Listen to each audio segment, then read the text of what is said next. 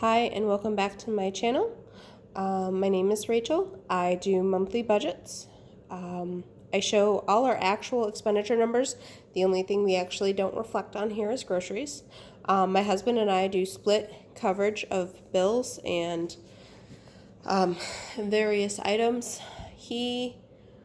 I share my actual income. We do not share his actual income. We only share what he contributes to pay here. So his income covers his student loan debt and groceries. Those are the only two pieces that I actually don't reflect in my budget. What I do reflect in my budget is debt. So, case in point, we are at paying off his student loan debt. So he will pay the minimum payments plus whatever excess that he can pay, and I will pay excess. So it's a little mishmash, but I am trying also to get back into the habit of sharing real numbers. I'm filming this on the 31st of March. I pulled my real numbers for debt on the 29th, I believe, 28th or 29th. So at the end of this, I'll share those numbers. If you have any questions, please leave them in the comments. But with that being said, my husband and I are both work full-time outside the home. We have one dog and one child, so these expenses reflect those items. And so let's get into it. I do share my real income numbers simply because my income is actually already public knowledge. I budget on a bi-weekly basis because that's how I am paid, and that's just how my brain works. It's what paycheck covers what bill. So I typically bring home 16, 24, 15. This is my net pay after all my deductions. I carry the health insurance, some flexible spending. Cell phone money is usually is what my mom, my aunt, and my husband give me for their share of the cell phone plan. We're on a family plan. Matt, this is what his bills. He covers the electricity and gas for our current home, the water and sewer, Spectrum, and trash and YMCA, and we split the mortgage on our current home. So for this paycheck, he should be submitting around $361. And then other income, I have other miscellaneous sources. Some are consistent, some are not. And that's typically at the beginning of the month, and it's $650. So I am estimating for the first paycheck to be bringing in $2,760.15.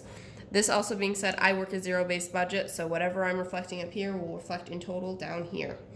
So, and my plug number is always my debt, meaning that's whatever's left over, that's where it goes. Daycare is $235 a week, so that's $470 per paycheck. Gas, I estimate at $80 every 2 weeks. Goes up and down depending on my bonus points that I've accumulated with our gas station. I can get like 25 or 50 cents off of per gallon for a fill up. Chiropractor, we see a chiropractor every single week. However, right now we have flexible spending money that we have set aside and we're using directly for my husband's FSA. So it's just more of a placeholder for when we run out of our FSA money at this point in time. Cash, I am budgeting $80 in cash for April 12th. This is my personal budget. Money in case I need to pick up any groceries because my husband is away or unavailable, or I'm just the one making the run out and about. Any supplements that I choose to get from our chiropractor, and my grooming. This kind of all like covers all those kind of things. Sinking funds. We have multiple sinking funds set up, and I've actually just refigured the numbers. So this is actually a new number from what I've been previously setting aside. I set aside $358 a month. I'm going to do a separate video on what sinking funds I have and how I figure out the dollar amounts. Dollar Shave Club, we're on the once every 6 months, so there's nothing due at this point because it's not due until July. Grove Collaborative, I use to get some of my cleaning supplies. I just find that I like the service better. I usually try to stay under 20. but I can go up to 30, but I'm not at a point that I need to go up to the 30. NYSEG P is the electric on one of our other homes. We currently own 3 homes. We are attempting to sell 2 of them, or we're getting ready to sell 2 of them. Let's be clear. So the electric that I have to pay for there is usually somewhere between $20 and $25, so I always budget high. The mortgage is on one of the other 2 homes. We own 3 homes. We have mortgages on 2 of them. So that's $630. Northwest Mutual is my life insurance. We still need to sit down with my representative and reevaluate that. Verizon Wireless is our cell phone plan. It's a family plan. Like I said, it's got 4 of us on it. So they divvy up their share and give it to me. The mortgage doesn't get paid out of this paycheck. For the home that we live in, the gas and electric out of the home we live in doesn't get paid out of this paycheck. The water and sewer does. Haven't seen the bill quite yet. Probably be in the mail tomorrow.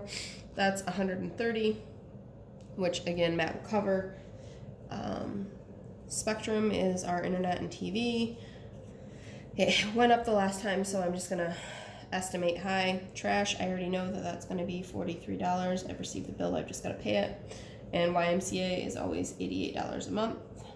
And then based on this information and the amount of money I was anticipating coming in, to get to the total of $2,760.15 for this first paycheck, that means I have $416.67 that can go to debt. Now, normally this is debt, but we are also planning a trip to IKEA in Pennsylvania, and we have quite a few things for this house that we need to get, would like to get. So I'm just trying to set aside money. I think in total, when all said and done, by the time we leave, I'll have had a chance to set aside almost $600. That will pay for the boarding for our dog. It'll pay for our hotel, and then it'll leave us around $400 that we have set aside just in budget. Not necessarily what we have set aside in our savings already for these items that we would like to get. But that is my April 12th budget. Let's get into my April 26th budget, which is the other time that I'll be paid in April. So again, I bring home $1624.15 usually. I am looking at my withholdings. I think I want to change them, at least temporarily. No cell phone money because that's only given once a month. Matt will contribute to other bills in this, so what I'm estimating for him to give to me is $1,225. No other streams of income are anticipated, so that totals out to $2,849.15. Daycare is always the same at $470 for 2 weeks. Gas the same at $80 for 2 weeks. Chiropractor just a placeholder at this point. Cash, I'm upping it a little.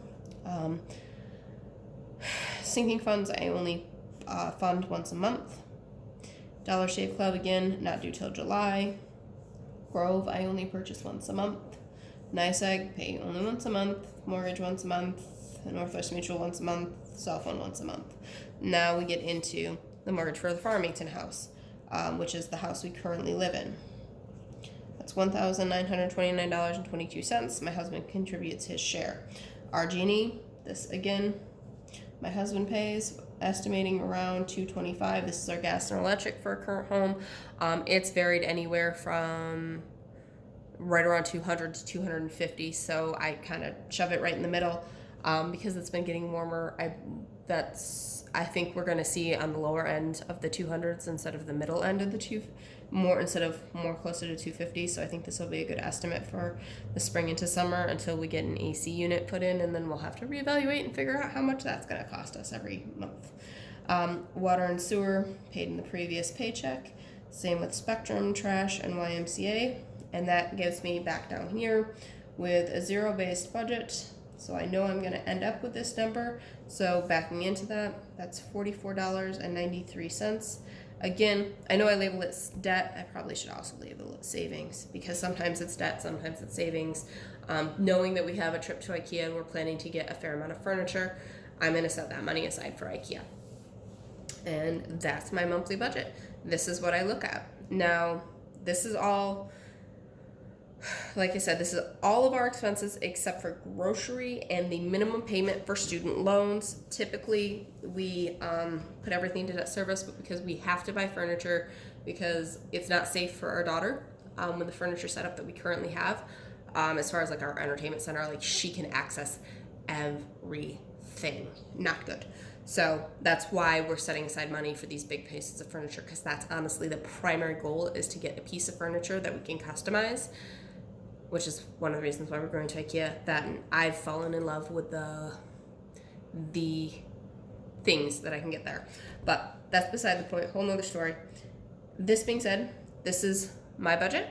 Now on the other side, over here, I've put my debt snowball, as of the 27th. So this was actually Wednesday that I'd pulled down all these numbers. So like I said, we have Navient, which is my husband's student loan. We had made a big payment to his subsidized loan, so it's down to $8,959.57. His unsubsidized loan is $17,488.56 for a total of $26,448.13. He has a minimum payment due of $337.89. That's what the app is still saying. However, he received an email saying they were going to drop his minimum payment to $199 and change. I told him to keep it the same. So he's on an auto pay because it saves us 0.25% interest. So I told him, it's like, whatever that auto pay drafts, you set up a payment for the difference. And that's what he's going to do. And then any excess money I have in my budget, any excess money he has in his budget, it goes to paying down.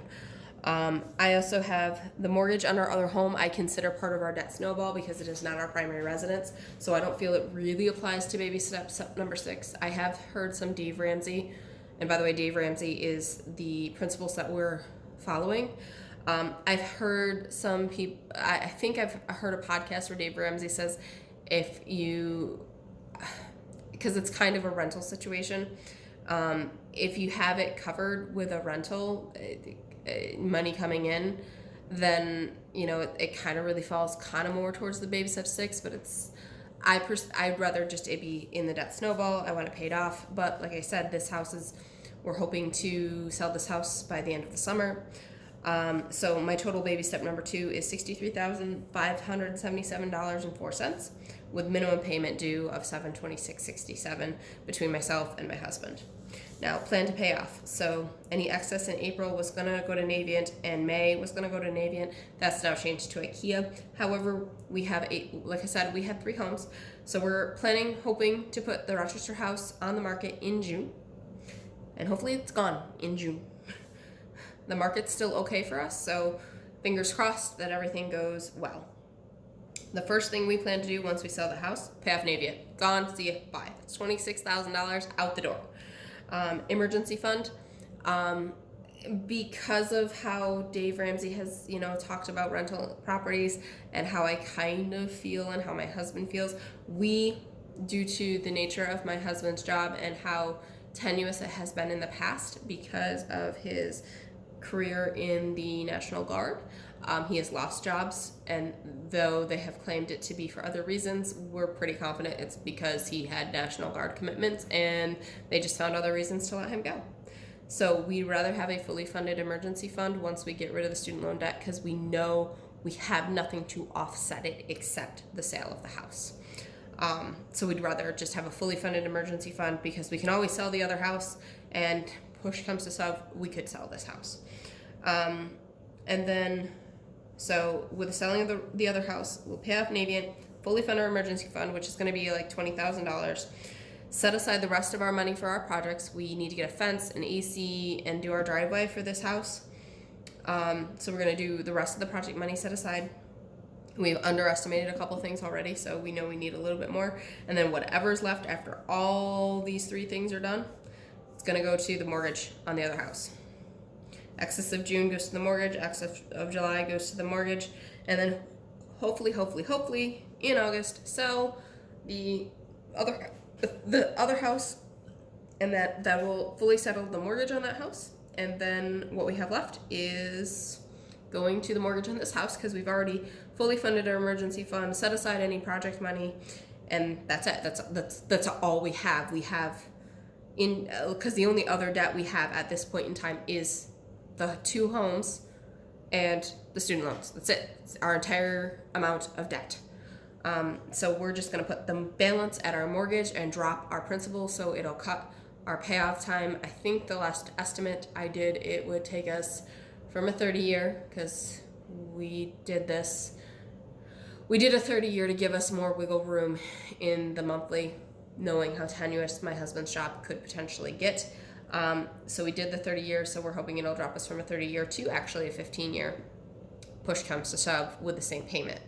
So that's with the assumptions on the sales of the house and the amount of money we have to shell out for realtors and whatnot.